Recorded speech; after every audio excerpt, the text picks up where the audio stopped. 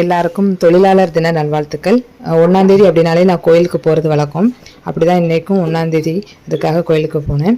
கோயிலுக்கு போய் சாமியெல்லாம் கும்பிட்டுட்டு, பொதுவாக கோயிலுக்கு போனாலே அங்கே இருக்க குங்குமம் அப்புறம் விபூதி எல்லாமே வச்சு மட்டும் இல்லாமல் ஒரு சின்ன பேப்பரில் வந்து என்னுடைய பர்ஸ்லையும் எடுத்து வச்சுப்பேன். என் பர்ஸு ஃபுல்லாகவே அப்படி தான் இருக்கும். அப்புறம் வந்து கோயிலுக்கு போயிட்டு அப்படியே காலையில் டிஃபன் வாங்குறதுக்காக ஹோட்டலுக்கு போனேன்.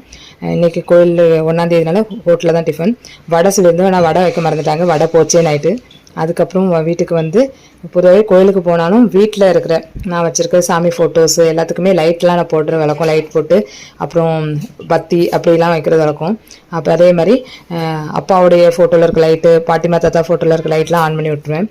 அதுக்கப்புறம் மாமாவுடைய ஃபோட்டோலையும் இன்னைக்கு 1ஆம் தேதினால எப்பவும் போல் சாமி கும்பிட்டு கோயிலுக்கு போயிட்டு ஹோட்டலில் வாங்கிட்டு வந்தாச்சு. இன்னைக்கு காலைக்கு டிஃபன் வந்து ஹோட்டலில் வாங்கினது தான்.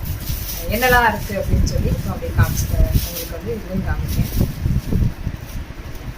காலைக்கு பூரி, அதுக்கப்புறம் ஆப்பம், சரியா, சாம்பார், சட்னி எல்லாமே.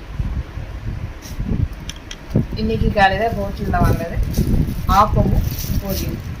நீங்கள் எல்லோரும் சாப்பிட்டுப்பீங்க அப்படின்னு நினைக்கிறேன். என்ன நீங்கள் சாப்பிட்டீங்க அப்படின்னு சொல்லணும்னா கமெண்ட்டில் சொல்லுங்கள். அதே மாதிரி இன்னும் சாப்பிடாம இருக்கிறவங்க போய் சாப்பிடுங்க. பாய்.